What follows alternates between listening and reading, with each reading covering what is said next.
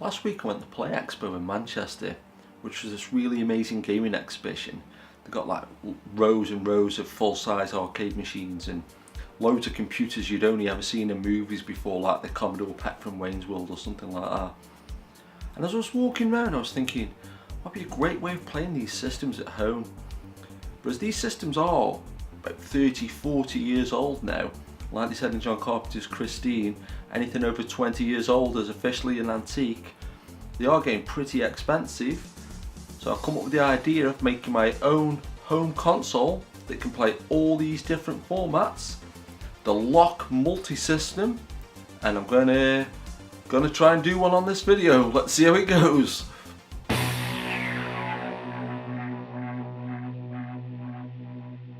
Let's get started making this games console. One thing you'll need obviously is some kind of internal hardware. What I've gone for is the Raspberry Pi. It's a UK invention, I believe, not that's that got anything to do with anything. But like I say, it's the inside of it. It's basically a little mini computer on a circuit board, which aren't all computer circuit boards, but I guess it's a small version. It comes in this little cool cardboard packaging. So, it's all cool. There you go. Can you believe that this system here is what will give you the ability to play thousands and thousands of games from all different generations of systems and everything? You'll need a case, and you can get loads and loads of different ones. You can get ones that look like the Nintendo Entertainment System or a small Commodore Amiga. I dare say you can even get ones that look like a suitcase, which would be really mental. I don't even know what that means. But yeah, this is just a cheap one off the internet. It's £2.50. So hopefully this will all go well. You've just got to line up the your ports, which is a sentence I wasn't expecting to say. Just make sure they just go in there like that. It fits in place there. A great way of checking if it's lined up properly is you can look through these screw holes and you can see the light. I can see the lens.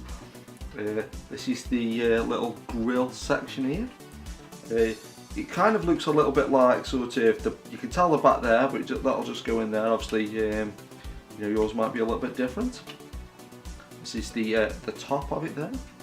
If this is all gone on correctly, it should just click into place.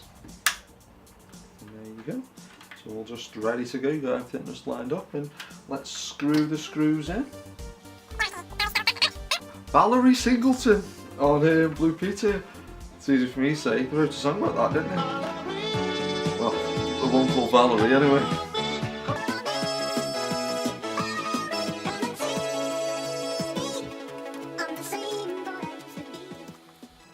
And remember, if you need any help, get an adult to help you. Which I think is what I need. There you go. It's all ready to go.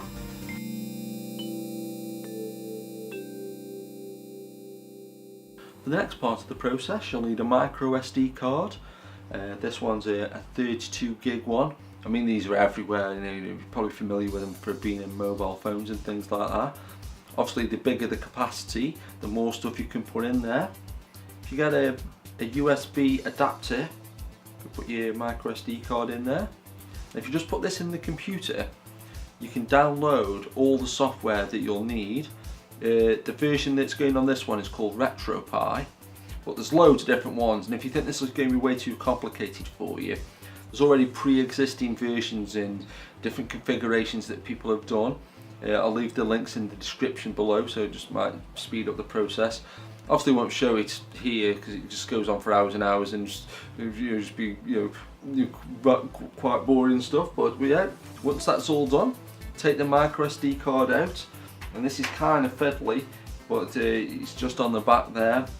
So I'm the screws facing up to me, and I'm going to have the colours there just facing up to the top. Just try and fit it in. There you go. It's slots in just there, but yeah, so you have to be quite careful, else it can fall into the actual unit, and it's like being Indiana Jones, you've got to go rescue it. But on to the next step.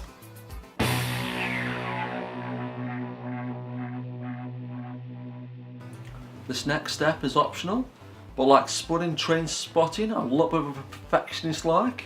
Also, it's just sprung to mind. Might if Spud was in Toy Story, Mr. Potato Head was in Train Spotting, I've been nuts. But take your console, that's the front, there's the back with all your access units. That's the thing. I just printed off a sticker there on the old printer there. Just take it and line it up. This is where you do need adult supervision with the potato under it, so you don't stab your hand or something like that. There you go. And to control the system, you'll need a joypad. You can use loads of different ones. This is a PC one. It's just USB, so it's like just fits in there. You can use Xbox controllers or PlayStation 3. Obviously, you can't be mental and don't use a QuickShot 2 or something like that. But let's try this on the big telly. Let's see if this all wants a goddamn waste of time. It's the moment of truth. Let's see if it all works. I've actually plugged the power HDMI and joypad in to the actual console there. It's booting up, just like RoboCop in the 2014 film. Then obviously you can have that graphic to your own specifications in wants and wills. You could have a nice little picture of yourself there, your own logo or sound effects, or just some wacky picture. Yo, Geo. This is where all your dreams come true now. Look at this, would this be £200 a game or something? Look at Chip Hawkins to be proud. Or not, ripping him off. Nintendo Entertainment System, 768 games. Just scroll through this list, just show you this huge giant list. Nightmare on Elm Street. Look at that. Back to the Future Bible something. Chip and Dale. It's getting so fast now. Indiana Jones, I think I just saw. Ninja Gaiden. Was that Sesame Street? Star Trek. Wheel of Fortune. Probably Wheel of Fortune later on. Turbo Graphics, that's like a PC Engine 2 basically. Vectrex, I used one of these at the Manchester Expo. It's really good. The colours on it were really almost like holographic, almost like they actually glowed a little bit. And the way the spaceships moved and the things you were controlling moved was super smooth and just like glided along. It was lovely. Oops, got me carried away there. Sinclair Spectrum. There's the settings there for Retropie. There's Cody, popular with all the old pirates out there. If you're playing films, what you've downloaded and all that, which you know you shouldn't do. Hypocrite warning. One of my favourite consoles as a kid. And Action Fighter was one of my favourite games, so let's have a play of it. If you build one of these consoles, see if you can beat my high score on Action Fighter. Bear, I'm going to get the world record on this go. Once you beat the world record on this go. Here we go, I just realised it says that's ready.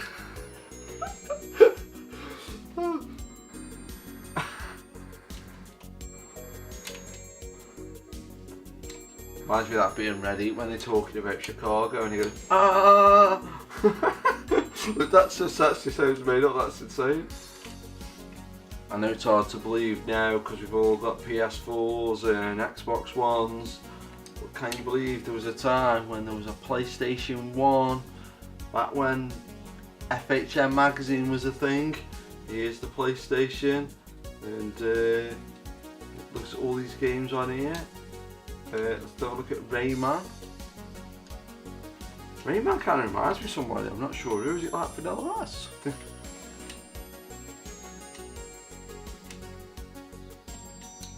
An angry Smurf down there. Oh!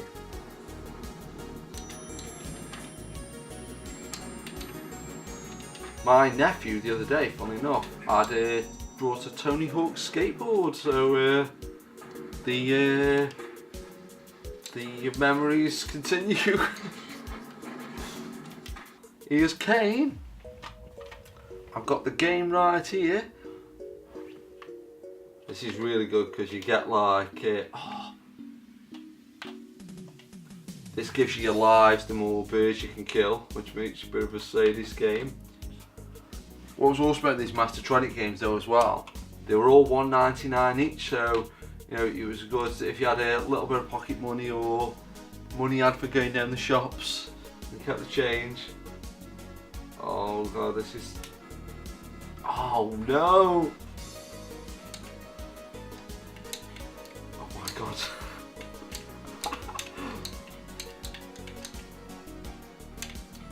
This is sexy. Oh, this is exhilarating. Oh.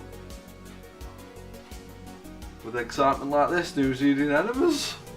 Interesting.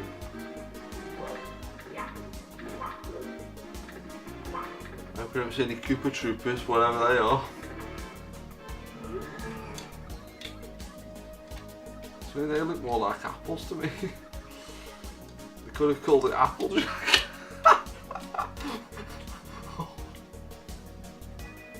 I've just found a Sequest game on here. This will be my last video. I know it's a load of shit. The Sequest looking like that, that's weird. Ooh, the Star Wars games might go for Return of the Jedi. I don't think I've ever really even seen this one. But that just reminds me, the other day, can you believe it or not, and this is like best day ever, I saw R2-D2 while I was drinking a beer. Can you believe that? That's, maybe that beer was spiked. Ooh. That music was welcome.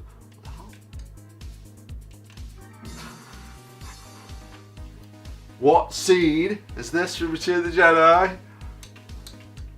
Is this part where Luke comes from the shops or something? Yes. Can you believe this is terrifying? Mark Hamill is now the same age as Alec Guinness was when he made A New Hope. How mad is that? Oh, see? You can see there's 5,611 games. I mean, it's going to take so long even just to scroll through. As you can see there, we've only literally just gone to the A section from the numbers section. I guess the main thing was we wanted to build a home console from scratch, multi-system, emulating all these different games and from all these different eras and everything like that, for, you know, all the way through. But hope you enjoyed it, and Conics, you guys took one hell of a beating. Keep it locked. Thanks for watching The Legends of Cherry Hill. If you enjoyed this video, please leave a like and consider subscribing.